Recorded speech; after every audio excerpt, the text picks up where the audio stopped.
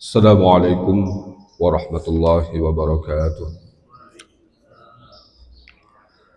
Innal hamdalillah wassalatu wassalamu ala man la nabiyya ba'dah. Muhammad ibn Abdullah wa ala alihi wa ashabihi wa azwajihi wa dhurriyyatihi wa man sara ala nahjihi ila qiyamis sa'ah. Rabbi shrah li sadri wa yassir li amri wahlul 'uqdatam min lisani yafqahu qawli, amma ba'du. Hadratal muhtaramin wal mukarramin, para alim, para ulama, para asatidz, para guru yang senantiasa kita harapkan fadilah dan berkah ilmunya, segenap pengurus DKM dan juga Yayasan Masjid Raya Bani Umar yang saya muliakan, hadirin dan hadirat jamaah salat subuh rahimakumullah. Pertama tentu saja mari kita sama-sama panjatkan rasa syukur kita kehadirat Allah Subhanahu wa taala atas berbagai limpahan nikmat karunia dan anugerah-Nya yang senantiasa Allah hadirkan kepada kita setiap waktu, setiap saat, tanpa bisa kita menghitung-hitungnya. Salawat dan salam mari kita hadiahkan kepada baginda Agung Muhammad sallallahu alaihi wasallam serta para sahabat, para tabi'in dan juga keluarga beliau serta seluruh umat Rasulullah yang berkomitmen untuk menegakkan sunnah-sunnah beliau sampai hari akhir nanti.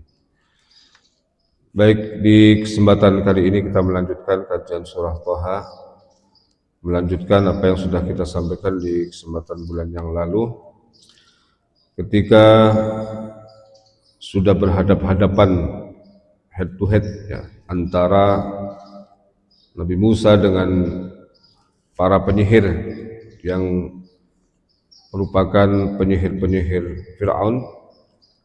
Tujuannya adalah untuk menentukan siapa yang menjadi pemenang. Tadi malam pemenangnya sudah Spanyol ya. Spanyol lawan Prancis ya. Nah, ini pertandingan yang lain ya. Kita sudah jelaskan dulu bahwa kompetisi, pertandingan ya, itu merupakan sebuah keniscayaan. Ada pertandingan atau kompetisi yang bagus, yang diridhoi oleh Allah, tapi ada juga kompetisi yang tidak bagus. Yang dilakukan oleh Nabi Musa adalah memenangkan satu kompetisi dalam rangka menegakkan kebenaran. Sementara para penyihir Fir'aun justru sebaliknya, ingin mempertahankan status quo, kejahatan, kezaliman, ya, tindakan represif dan lain sebagainya yang dilakukan oleh Fir'aun ini ingin dijustifikasi oleh para penyihir itu. Nah, maka dalam kehidupan pun akan senantiasa bisa terjadi apa yang terjadi kepada Nabi Musa dan para penyihir ini, ya. Di mana kita akan senantiasa berkompetisi, ya. Berkompetisi dengan hawa nafsu kita, berkompetisi dengan setan, berkompetisi dengan kondisi yang ada di sekitar kita, di mana hasil yang kita harapkan adalah kita menjadi pemenang. Baik, di kesempatan yang lalu Nabi Musa sudah menyampaikan pesan-pesan moral ya, terkait dengan bagaimana mereka mengada-adakan kedustaan di hadapan Allah ya, dan juga ancaman bagi siapapun yang mendustakan Allah. Di kesempatan ini sebaliknya, jawaban dari para penyihir itu ya, bagaimana respon mereka terhadap pernyataan Nabi Musa yang menyindir mereka bahwa mereka itu melakukan tindakan manipulasi ya, dengan mengatasnamakan kekuasaan ya, yang pada akhirnya kemudian akan mendapatkan balasan dari Allah. Apa jawaban mereka? Kita bahas pada kesempatan kali ini. A'udzubillahi minasyaitonir rajim. Qalu in hadzani lasahirani yuridani an yukhrijakum min ardikum bisihrihima wa yadhhaba bi tariqatikumul muslah fa ajmi'u kaidakum thumma atu saffa wa qad aflahal yawma man ista'la. Dua ayat yang akan kita bahas ya. Qalu, mereka para penyihir berkata, in hadzani, Sesungguhnya dua orang ini, maksudnya Nabi Musa dan Nabi Harun, lasahironi, adalah benar penyihir, yuridani ayyukhrijakum, yang hendak mengusir kamu dari min ardikum, dari negeri kamu, bisihrihima, dengan sihir mereka, wa yadhhaba, dan hendak melenyapkan, bitariqatikumul musla, jalan kamu yang utama. Fa ajmi'u kaidakum, maka himpunlah segala daya kamu sekalian. Tsumma tusaffa, kemudian datanglah dalam satu barisan. Wa qad aflahal yauma man ista'la, dan sesungguhnya beruntunglah orang yang menang pada hari ini. Ya.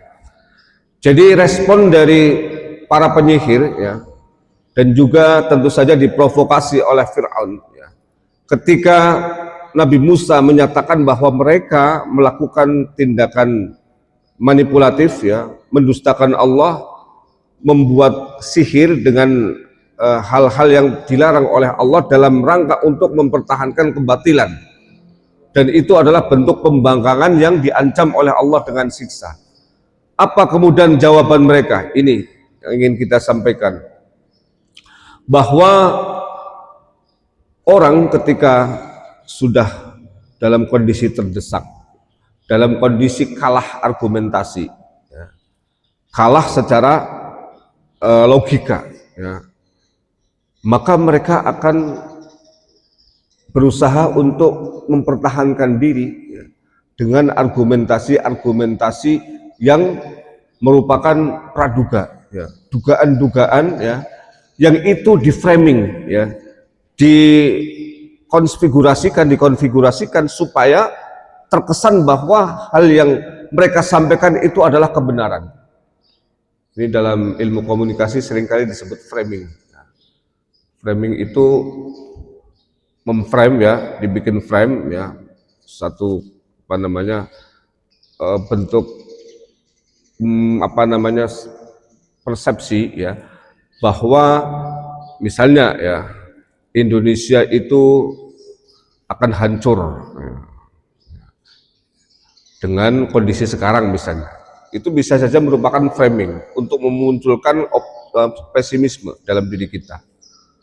Atau misalnya Indonesia diserang oleh asing, yang padahal bisa jadi itu bukan yang utama. Persoalannya mungkin ada di dalam diri kita sendiri. Nah, itu terkadang seperti itu, ya. Jadi hal-hal yang buruk, yang bohong, yang manipulatif, seringkali dengan tujuan-tujuan untuk bisa mendapatkan simpati dari publik, itu kemudian di framing sedemikian rupa sehingga yang bohong menjadi benar, atau sebaliknya, yang benar menjadi salah, ya. Jadi yang salah menjadi benar, yang benar menjadi salah, ya. Dan kita di era digital sekarang ini, ya, hal seperti itu kerap kali terjadi, ya. Maka jangan terlalu percaya, ya, ketika kita masuk ke wilayah-wilayah medsos misalnya, ke wilayah-wilayah digital, ya, di mana memang seringkali terjadi, ya, hal-hal seperti yang kita bahas sekarang ini.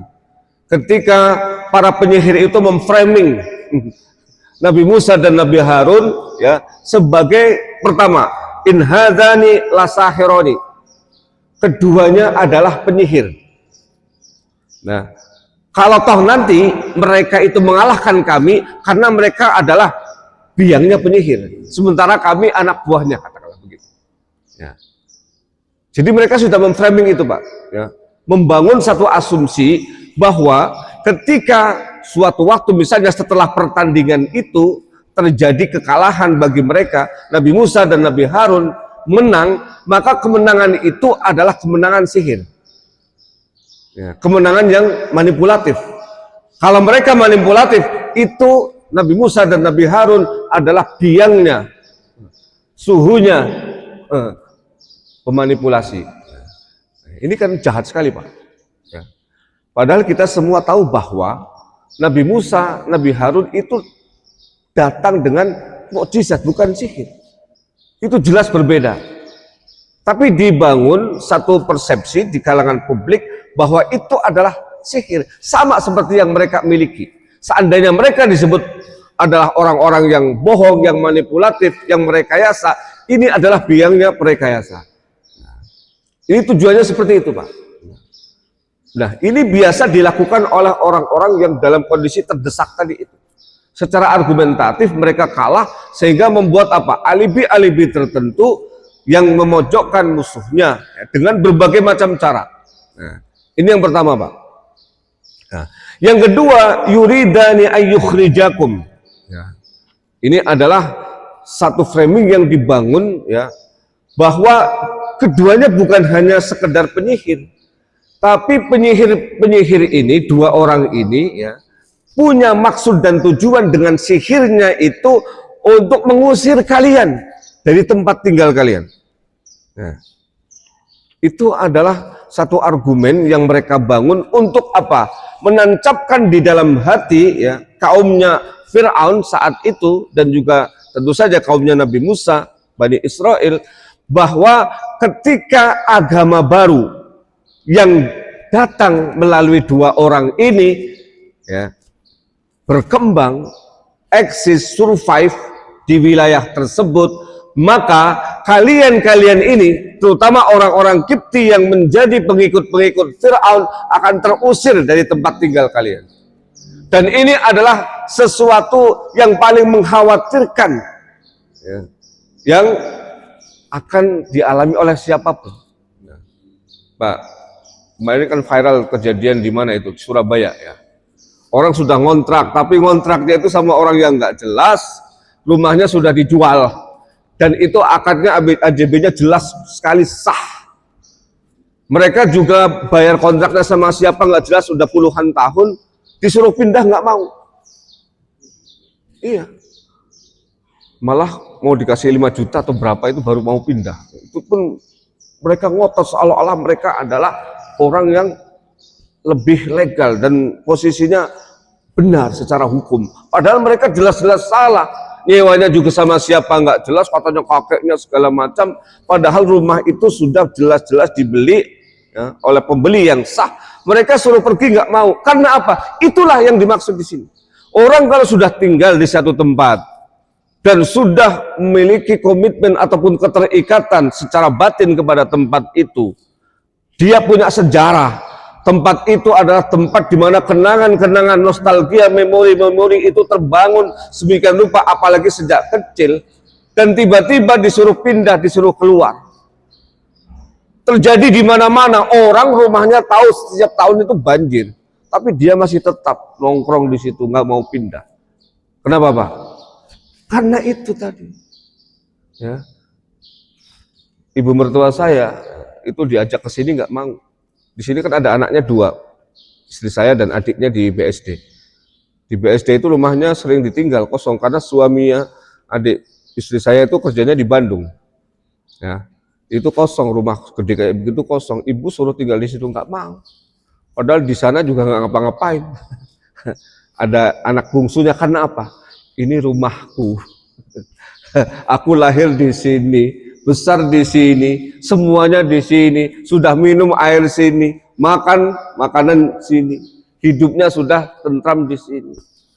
Enaknya kayak apa di tempat orang, padahal anaknya sendiri bilang tempat orang.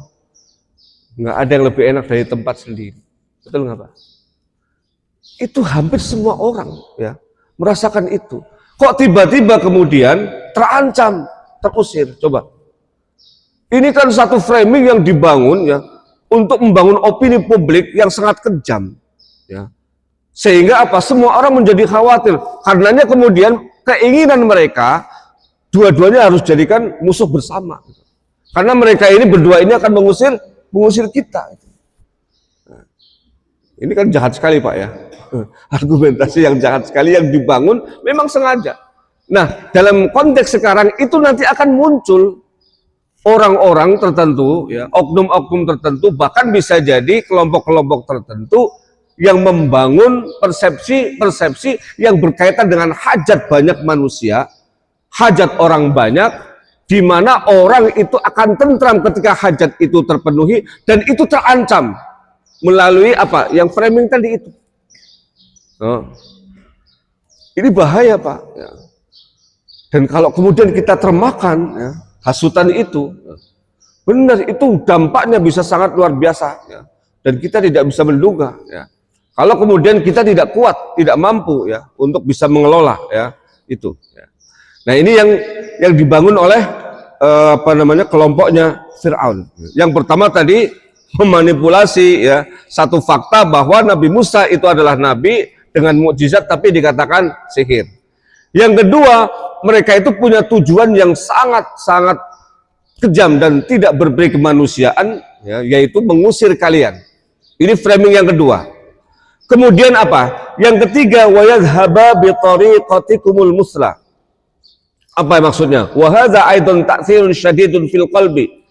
Jadi yang ketiga, ya, ketika mereka sudah menjadi dalam tanda kutip ya penguasa ya Mesir ini, Nabi Musa dan Fir'aun sudah berhasil ya menyampaikan risalahnya dan diterima oleh pengikut-pengikutnya, maka ya kalian ya yang menjadi pimpinan, yang menjadi pedagang-pedagang sukses, ekonom-ekonom, praktisi-praktisi ekonomi ya, yang menjadi penopang negara ini sebagai pejabat, sebagai apapun itu akan terancam ya, dan kalian semua akan digantikan oleh kelompok mereka ya.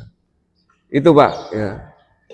Jadi kan sama ya seperti yang saya sampaikan yang kedua tadi, bahwa orang kalau sudah nyaman di satu tempat tiba-tiba diusir, itu pasti khawatir sekali. Yang kedua, kalau orang sudah duduk di kursi yang empuk, siapapun dia menikmati, nggak mau dia berdiri. Kalau sudah duduk pasti ogah enggan berdiri. Nah, ini disampaikan kalau kalian menerima ajarannya Nabi Musa dan Nabi Harun, kalian semua akan kehilangan posisi, kehilangan pengaruh, kehilangan jabatan, kehilangan tender ekonomi. Kalian akan kehilangan proyek semuanya ya, secara ekonomi, secara politik kalian akan dilibas oleh dua orang ini. Nah, jadi pintar sekali Pak ya cara mereka memframing ya, supaya apa? Supaya Nabi Musa dan Nabi Harun menjadi musuh bersama ya, dengan tiga framing tadi itu. Yang ketiga ini sama ya, hampir semua orang Pak ya, semua orang ya, itu ketika sudah menjabat ya pengennya seumur hidup ya. Nah, bahkan ketika sudah setruk pun ya masih pengen jabatan itu. Karena apa? Orang kalau pejabat tapi setruk itu ditandu sama bawahannya kemana-mana itu. Masih dihormat-hormati ya, masih di agung-agungkan, dielu-elukan oleh banyak orang, betul nggak? Ya. Maka biasanya ya, terus nggak mau lengser. Ya. Kalau misalnya dia lengser, anaknya, kalau anaknya lengser, cucunya. Ya. Itu begitu Pak. Maka dinasti itu mau dia kayak apapun ya, itu sulit ya, untuk dihapuskan di muka bumi ini. Ya. Cuman persoalannya ada yang ngawur, ada yang membabi buta, ada yang sifatnya itu apa? Proporsional. Ya. Ada yang proporsional. Artinya apa? Dinasti yang dibangun itu masih proporsional, masih wajar. Karena memang ya bisa jadi kompeten, nggak masalah. Ya. Nah, itulah mengapa kemudian ya tadi itu mereka memframing salah satunya yang ketiga ini adalah bahwa jalan hidup kalian ketika mengikuti dua orang ini akan berubah total. Dan karenanya Pak, dimanapun biasanya, di negara manapun, di wilayah manapun, ya, itu perubahan ya, itu bisa menjadi sesuatu yang positif dan itu diharapkan oleh semua orang. Tapi di sisi lain terkadang juga menjadi kekhawatiran. Maka banyak orang ya, kalau disuruh milih, mereka mayoritas memilih status quo. Coba saja Pak. Nah, maka perubahan kecuali untuk hal-hal tertentu ya, seperti wali kota New York itu, Zohran ya, itu kan berhasil merubah. Tapi yang kayak begitu itu Pak, ya, yang kayak begitu itu nggak banyak. Ya, mayoritas ya biasanya kalau sudah seperti ini akan terus. Saya jamin ini Pak, ya. Menurut pengamat politik bukan saya ya. 2029 kalau masih hidup kepilih lagi Pak Prabowo. Ya. Karena apa? Orang Indonesia, ya, orang Malaysia, orang Timur Tengah, orang Eropa sekalipun itu lebih suka status quo dibandingkan dengan perubahan. Ya. Karena tadi itu perubahan itu menjanjikan sesuatu yang positif dan baik bisa jadi, tapi juga di balik itu ada kekhawatiran jangan-jangan apa yang sudah saya nikmati sekarang tidak saya dapatkan lagi ketika berubah kondisi. Ya. Ini yang disampaikan ya, dan itu pada akhirnya apa? Ya Fir'aun sejahat-jahatnya Fir'aun bisa jadi ya, sekejam-kejamnya dia, itu bagi orang Kipti dia adalah dewanya, dia adalah penolongnya, ya, dia adalah pelindungnya, betul. Ketika kemudian pelindungnya digulingkan oleh pihak yang lain, kan pasti mereka akan merasa terancam. Walaupun Nabi Musa orang baik katakanlah, tapi dia bukan kelompok saya. Apa ada jaminan enggak bahwa Nabi Musa akan mempertahankan kami ini orang Kipti yang bukan dari sukunya? Ya mohon maaf Pak. Ya. Termasuk sudah di kampus saya, ya, itu sudah dari 2008 itu Pak Rektor. Ya. Bukan Pak Rektornya, ya. Tapi siapa? Ya bisa jadi di bawahnya yang pengen status itu terus berjalan, ya. Sehingga apa? Perubahan-perubahan itu mengkhawatirkan. Ya. Nah, di Indonesia barangkali begitu. Ini sekarang ini Pak, baru berapa tahun pasti sudah ada pihak-pihak yang nyaman. Walaupun mayoritas masyarakat mungkin banyak yang nggak nyaman sekarang ini, tapi pihak-pihak tertentu sudah merasa nyaman di situ. Zonanya bahkan bisa jadi sangat nyaman. Maka mereka akan berusaha 2 periode. Dan ketika melihat situasi sekarang ini, nggak mungkin Pak kalau dia masih hidup, nggak mungkin melawan siapapun itu. Ya. Karena semuanya sudah dipegang itu. Ya. Orang-orang itulah yang menikmati. Bisa jadi pucuk pimpinan RI satunya belum tentu menikmati, dia pusing dihujat banyak orang. Ya kan? Dihujat banyak orang sekarang. Presiden yang paling banyak dihujat di Indonesia sekarang ya beliau itu. Tapi orang-orang di sekitarnya itu. Nah ini mereka ya, kroni-kroninya Fir'aun itu kan sudah menikmati, sudah nyaman dengan situasi itu. Tiba-tiba ada sosok pembaharu, ya. Maka kemudian di framing ini pembaharu ini kelihatannya adalah orang baik, tapi belum tentu menguntungkan kalian. Kalian mau ikut dia? Kalau ikut silakan. Nanti kalian yang jadi pejabat tidak lagi jadi pejabat, yang jadi bupati lengser, yang punya duit, punya proyek-proyek dengan Fir'aun, ya. Proyeknya diganti sama proyek-proyeknya orang-orangnya Nabi Musa misalnya.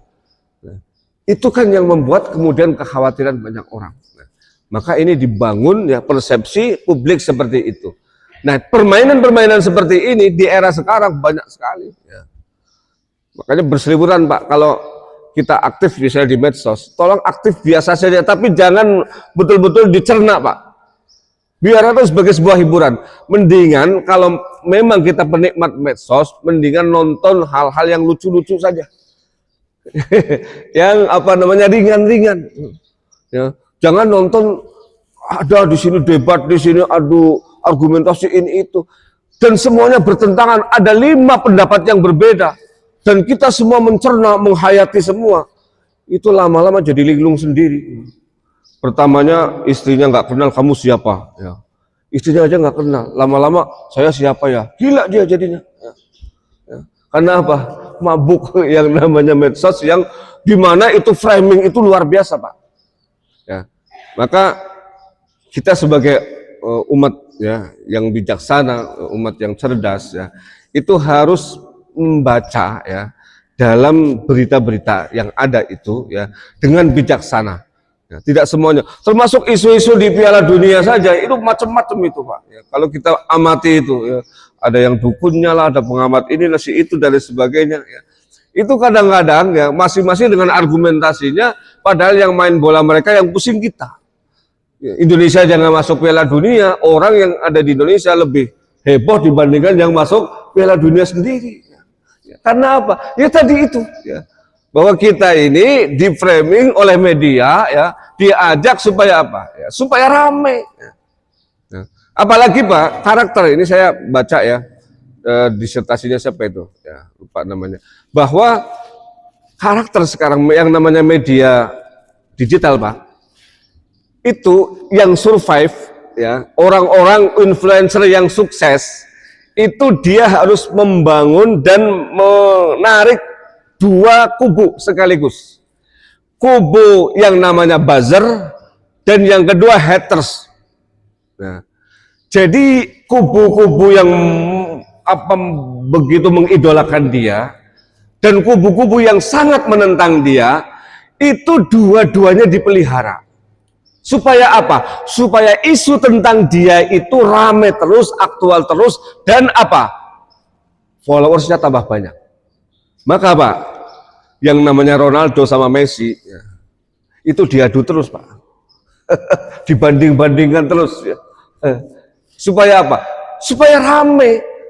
Jadi orang akhirnya pada masuk semua. Ya. Sama, misalnya kita jadi sosok. Gitu. Tapi sosok itu followersnya aja, buzzer aja semua. Yang pembencinya nggak ada. Adem Pak, lama-lama hilang itu buzzer itu. Karena nggak ada Pak, nggak ada tantangan. Nggak ada yang kontra, kemudian tidak ada counter. Coba kalau sini ada, sini ada. Dan itu saya kan suka kadang-kadang lihat komentarnya Justinus Laksana itu, Coach Justin itu, ya, yang apa namanya pelatih bola apa namanya futsal, tapi sekarang jadi pengamat bola. Itu dia sendiri yang bilang, kenapa saya itu pernyataan-pernyataan itu seringkali nyelekit, ya, seringkali apa namanya bikin orang panas telinganya, ya. Ternyata apa? Dia bilang, saya sengaja, ya, sengaja apa? Supaya ada yang kontra. Semakin banyak yang kontra, tapi saya bangun dengan argumentasi, ya. Ya. Semakin banyak yang kontra, ya, nanti follower saya itu akan membalas, akan mengcounter yang kontra itu. Akhirnya apa? Yang kontra nambah, yang ini malah nambah lebih banyak. Sehingga akhirnya apa? Saya survive terus di media sosial itu. Ya. Ini kan bahaya Pak. Yang kayak begini, kalau kita main masuk ke sana dan tujuannya salah, ya, nanti orang akan melakukan apa yang, karena ini sebuah teori yang ternyata memang faktual di lapangan itu terjadi. Ya, jadi karenanya memang orang-orang yang tertentu itu malas untuk masuk ke wilayah itu. Sehingga kalau ada yang kontra, ada yang pro, ya silakan jalan aja. Dia sendiri nggak mau menanggapi. Ya. Ya. Dan semua tokoh itu akan mengalami itu. Mengapa ada yang viral, ada yang konsisten sampai sekarang? Ya. Seperti penceramah juga sama Pak. Kenapa UAH atau UAS, ya, atau Gus Baha itu survive dan tinggi ratingnya? Ya. Karena mereka ada yang pro, ada yang kontra. Kenapa? Ya, Basalamah itu juga sama, tinggi ratingnya. Karena pembelanya ada, ya, penghujatnya banyak juga. Ya. Coba kalau cuma pembela aja, lama-lama hilang itu Pak pembela, habis. Karena apa? Tidak ada yang menghujat. Ya. Sama ya, seperti Deddy Mulyadi begitu ya, KDM itu kenapa? Ya karena kadang juga kontroversi. Ya. Dia juga ada yang pro, ada yang kontra. Gubernur-gubernur pada bilang gubernur konten segala macam, yang lain-lain. Tapi dengan adanya hujatan itu, ya, justru kemudian menaikkan ratingnya terus-menerus. Nah ini permainan media, ya, dan ini kalau konteksnya masa Fir'aun dulu belum ada media yang seperti itu. Tetapi ya kalau kita lihat yang dibangun oleh Fir'aun dan bala tentaranya dan kroni-kroninya adalah mirip-mirip seperti yang ada di era sekarang. Karena memang hidup itu sebenarnya perjalanan yang kadang-kadang mengulang-ulang apa yang terjadi hanya dalam format yang berbeda. Betul Pak? Sama ya. Oh ternyata apa yang terjadi sekarang sudah ada contohnya dalam Al-Quran. Dikisahkan itu dalam misalnya ya, kisahnya Nabi Adam misalnya. Ada saudara saling bunuh ya, misalnya ya. Ada kisah yang kita sampaikan sekarang. Oh ternyata di dalam perjalanan dakwahnya Nabi Musa itu ada yang namanya framing. Teori framing itu teori baru Pak ya. Dalam ilmu komunikasi itu baru ya. Ternyata dulu juga sudah ada. Cuman saat itu bisa jadi namanya bukan framing. Ya. Dan di masa Nabi juga banyak sekali kejadian-kejadian seperti itu. Nabi di framing selingkuh, ya kan? Ya. Aisyah di framing juga, bukan Nabi, Aisyah di framing selingkuh. Ya.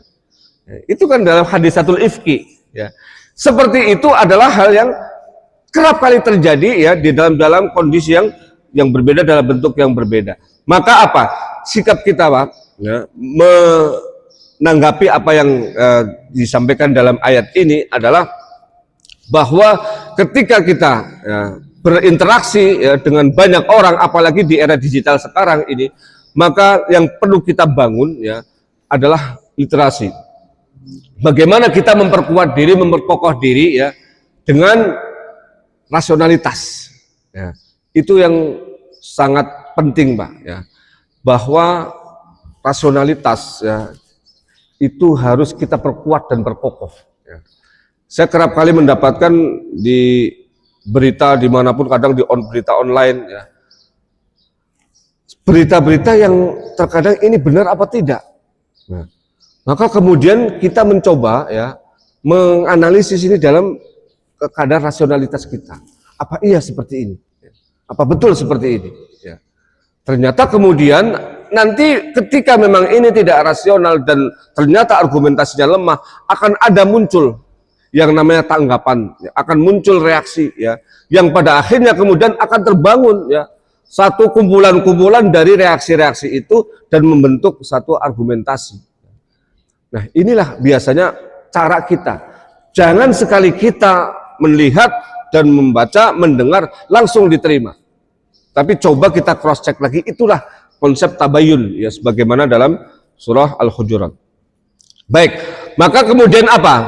Nah, jawaban mereka yang seperti itu ya. Kemudian Allah menyampaikan ya. Allah menyampaikan kepada Nabi Musa, oke, kalau begitu fa'ajmi'u kaidakum. Ya. Ini bukan ya, ini adalah masih dari penyampaian dari kelompok mereka. Ya. Ketika mereka melakukan framing kepada Nabi Musa dan Nabi Harun, ya, mereka kemudian menyampaikan, ya, sekarang yang harus kita lakukan adalah bagaimana kita menghimpun segala daya. Ya. Kaidun itu, Pak, dalam bahasa Arab, ya, itu adalah rekayasa yang bersifat tipu daya. Dan itu biasanya tersembunyi. Ya. Jadi mereka ya melakukan upaya-upaya untuk bisa mengalahkan Nabi Musa ya dengan rekayasa. Ya. Yang itu adalah hal yang merupakan bukan fakta, ya, sesuatu yang tidak benar. Ya. Kemudian mereka menyampaikan rapatkan barisan. Ya. Jadi walaupun yang dilakukan oleh mereka bisa jadi ya adalah hal-hal yang manipulatif, tetapi kalau dilakukan dengan cermat, dengan saling mendukung satu dengan yang lain secara sistemik dan solid pihak-pihak yang terlibat, maka bisa jadi ya yang batil, ya, yang rekayasa, yang manipulatif ini bisa memenangkan pertandingan. Nah, maka mereka mengatakan waqad aflahal yauma man ista'la. Ya. Yang menang ya, yang beruntung sekarang ini adalah siapapun yang memenangkan kompetisi dan perang antara Nabi Musa dengan para penyihir itu. Ya. Jadi ini menjadi peringatan bagi kita, Pak. Setiap kebatilan, setiap kemungkaran, apalagi yang didukung oleh rezim. Ya, ini kan kita bicara tentang rezim Fir'aun. Apalagi yang didukung oleh rezim. Itu mereka akan melakukan segala cara ya untuk apa? Untuk mendapatkan kemenangan politik, kemenangan apapun namanya ya, ekonomi termasuk di dalamnya. Dengan apa? Dengan cara yang namanya kaidun. Kaidun itu rekayasa, tipu daya, rekayasa, manipulasinya itu terkadang masif dan dalam bentuk-bentuk yang bisa jadi kita tidak sadari bahwa itu adalah manipulatif. Misalnya Kalau mereka punya kuasa, BPS-nya, Badan Pusat Statistiknya, datanya ekonomi naik 8%. Padahal semua orang nggak bisa beli apa-apa. Bisa nggak itu dilakukan? Bisa banget gitu. Apa? Bantuan ini, bantuan itu. Ya. Ternyata apa? Itu retorika, prakteknya di lapangan tidak ada. Ternyata yang dibantu keponakannya, yang dibantu sepupunya. Yang dibantu adalah kroni-kroninya semua, barisan-barisan dia semua. Ini yang namanya kaidun itu, Pak.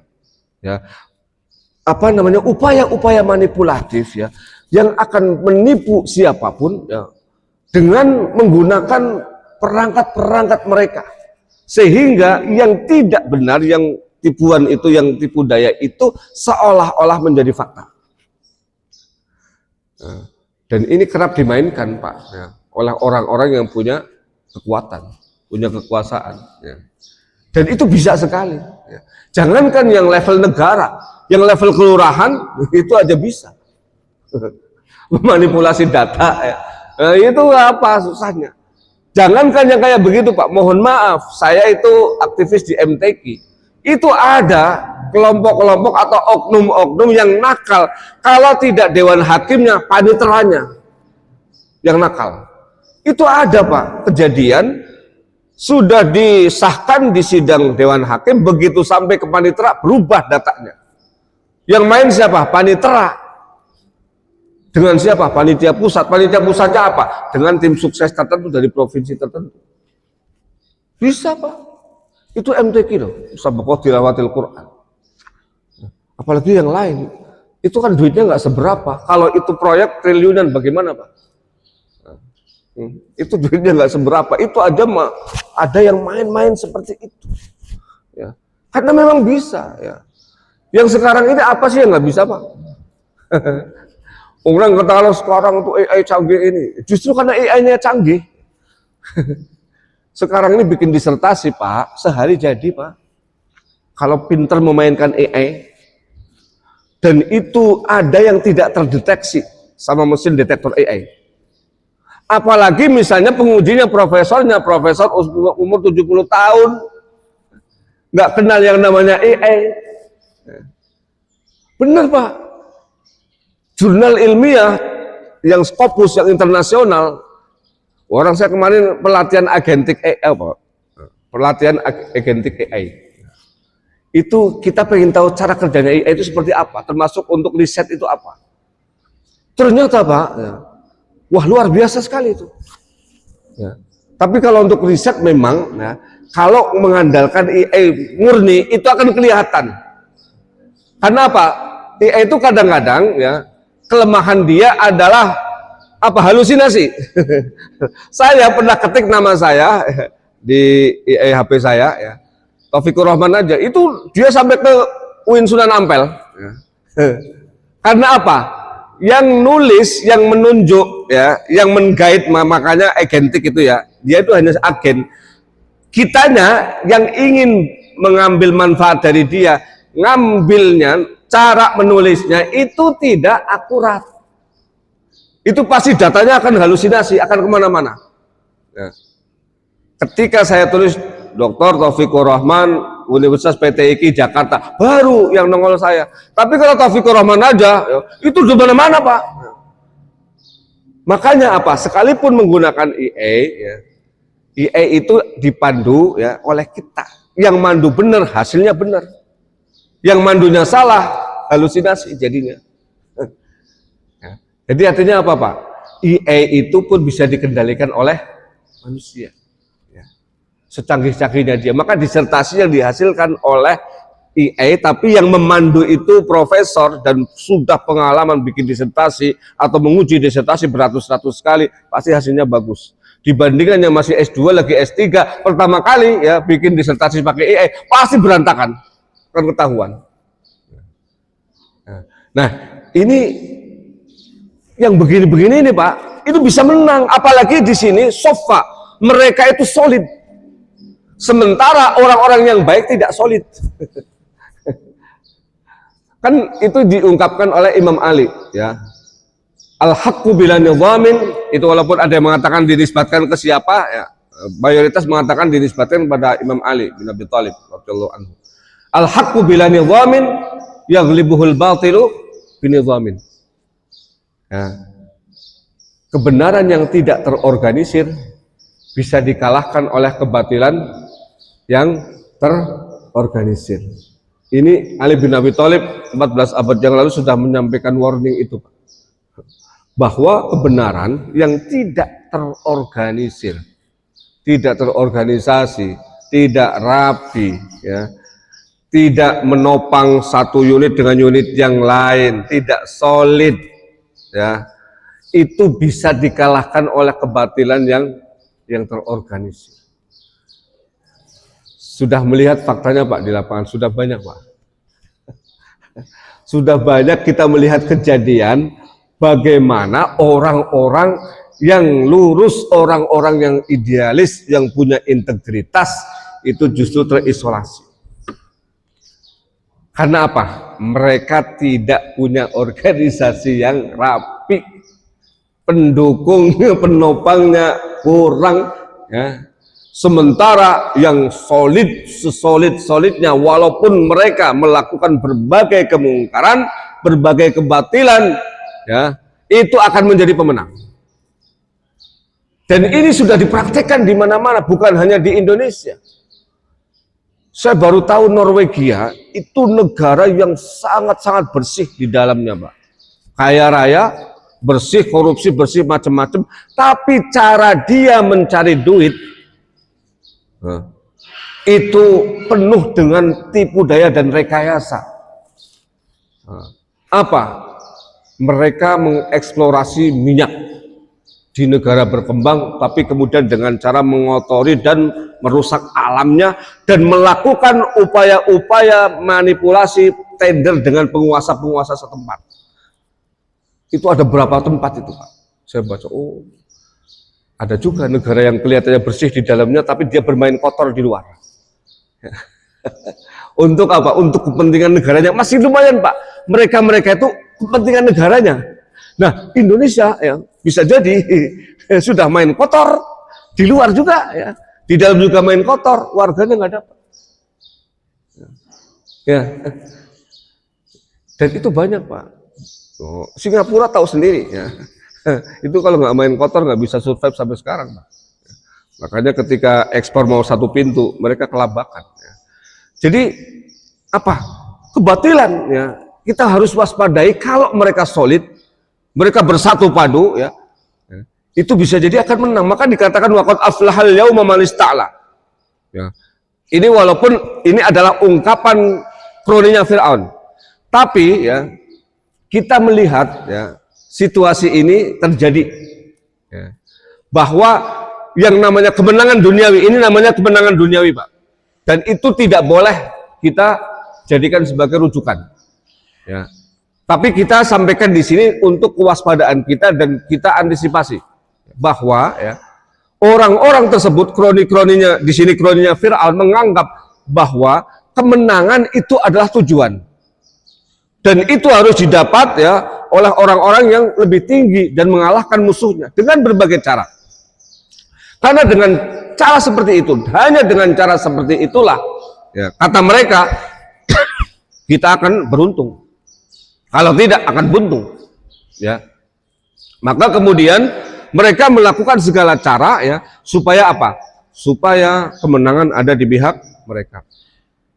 Dan kita melihat, ya, di era sekarang ini, ya, karena memang kita sendiri yang menciptakan, ya, demokrasi kita, ya, itu yang menciptakannya reformasi dan kita setuju semua, ya.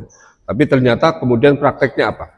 Itu prakteknya adalah siapapun yang memenangkan, ya, lebih tinggi suaranya, ya, dia mendapatkan suara rakyat dengan berbagai cara apapun itu, ya, dialah yang akan memimpin, ya.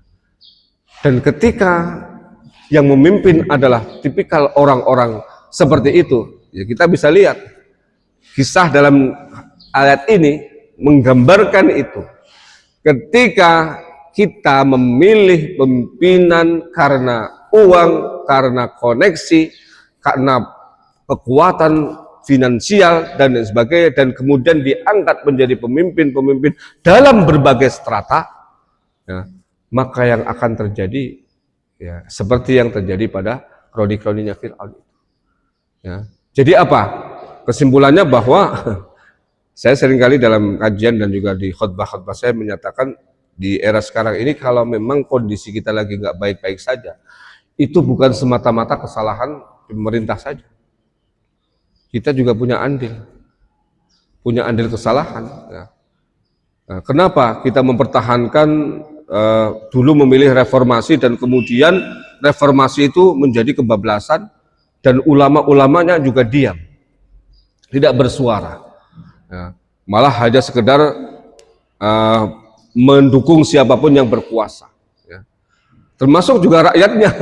Kenapa Anda pilih itu? Ya kan? Di sini juga barangkali ada yang memilih, misalnya di tingkat wali kota, kenapa Anda pilih itu? Nah, padahal track recordnya nggak bagus. Ternyata apa? Ada juga yang karena dia saudara saya, karena dia adalah tim sukses saya itu masih keponakan.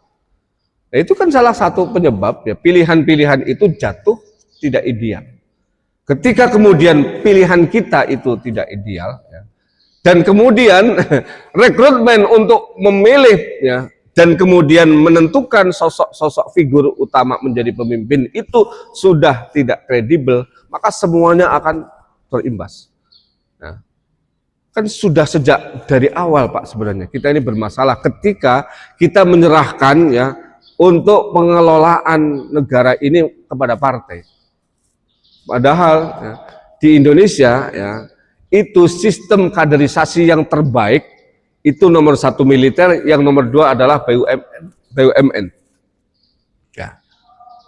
Tapi diserahkan ke partai yang banyak juga pengurus-pengurus partai hanya tamat SMA. Mohon maaf, apalagi di tingkat daerah.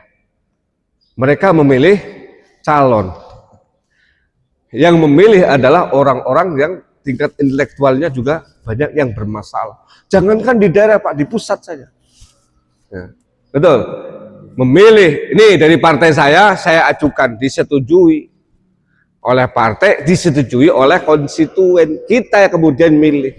Ini mekanisme yang sejak awal ya, memang bermasalah. Karena apa?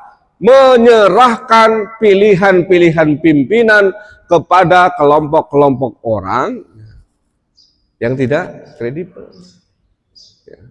Itu semuanya Pak. Ya. Semua strata dari kabupaten, provinsi sampai pusat seperti itu. Termasuk juga ketika kemudian pemilihan anggota dewan. Ya, tadi itu siapa yang duitnya paling banyak, aksesnya paling luas, itulah yang menjadi pemenang. Dan itu yang terjadi. Sehingga apa? Hasil dari semua ini ya yang kita gambarkan dalam ayat ini. Ya. Ya. Maka kita tidak bisa menyalahkan Pak. Itu yang terjadi sekarang itu adalah merupakan buah dari proses yang sudah kita tanam sejak 98 itu. Ya. Jadilah seperti ini. Dulu di masa sebelum 98 korupsinya hanya sekitarnya Pak Harto. Sekarang korupsi jamaah semua kalangan dari tingkat bawah sampai tingkat yang paling tinggi. Ya. Sehingga apa? Aset-aset negara itu kalau yang kecil-kecil meritilin satu, yang besar 10, ya yang sedang 10, yang satunya lagi dihabisin. Jadi pada akhirnya apa? Semuanya menikmati. Ya.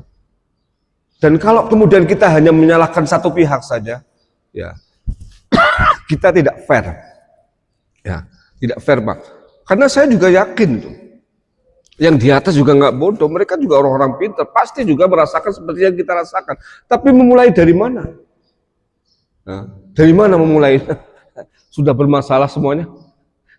Mau benerin yang ini, yang ono, benerin yang ono, yang ini. Ya. Banyak sekali problem dan masalah ya, yang mendera, sehingga kemudian ya imbasnya ini hanya baru satu masalah, ya, belum yang terlihat lagi nanti ya. Tapi kita optimis ya. Saya senantiasa menyampaikan bahwa ini kisah tentang kroni Fir'aun bukan berarti ya sama persis dengan apa yang kita alami. Ya, Pak Prabowo bukan Fir'aun, ya. Kemudian menteri-menterinya juga bukan penyihir. Karena penyihir-penyihir yang ada di sini juga nanti akan ada yang kemudian mengikuti Nabi Musa, ya enggak? Yang pada akhirnya beriman kepada Nabi Musa. Ya. Sehingga kita masih punya harapan, insya Allah. Saya senantiasa menanamkan itu karena apa? Penting ya. Di situasi yang kurang baik-baik seperti sekarang ini, ya, itu yang harus kita tanamkan adalah optimisme. Ya. Ya, optimisme di dalam diri kita dan juga optimisme karena apa? Saya pikir ya, sebenarnya kalau berdasarkan yang sudah saya amati selama 2 tahun ini, ya, beliau itu punya komitmen yang luar biasa kepada rakyat menengah ke bawah, ya, dengan paham sosialisme yang beliau bawa. Cuman memang ya ekstrim, ya, agak radikal, ya, sehingga kemudian terlihat zigzag gitu ya. Ya.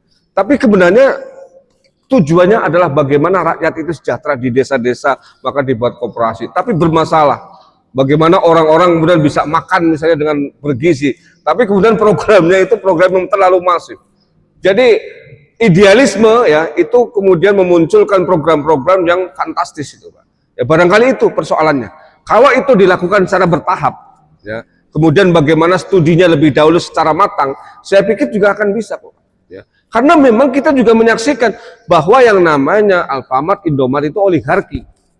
Bagaimanapun itu tidak sehat untuk ekonomi kita. Ya. Tapi kemudian bukan dilawan dengan cara seperti itu. Ya. Cara melawannya harus elegan. Ya. Ya, cara yang sama seperti yang mereka lakukan. Ya. Bukan kemudian secara frontal. Ya. Ya, bikin kantor bikin kopdes kok di tengah hutan gitu, siapa yang mau beli? Gitu kan. Atau di tengah sawah ya nggak ada, depannya kanan kiri nggak ada apa-apa ya. Ya bukan cara seperti itu. Barangkali ini yang bisa kita sampaikan dari 2 ayat ini memang agak bersinggungan ya dengan situasi negara kita karena memang ya faktanya ayatnya bicara tentang Firaun dan kroni-kroninya ya, sehingga mudah-mudahan dari bacaan kita terhadap ayat ini ya kita tidak terjebak di dalam apa yang disampaikan di sini ya, bahwa kita tidak akan memframing siapapun ya sebagai umat yang baik ya. Jangan sampai kita kemudian menghujat, mencaci maki, memframing siapapun itu ya. Saya juga tidak ingin ya, dan mungkin jamaah yang di sini juga tidak ingin presiden kita itu dihujat sana sini ya. Karena bagaimanapun itu pilihan kita ya.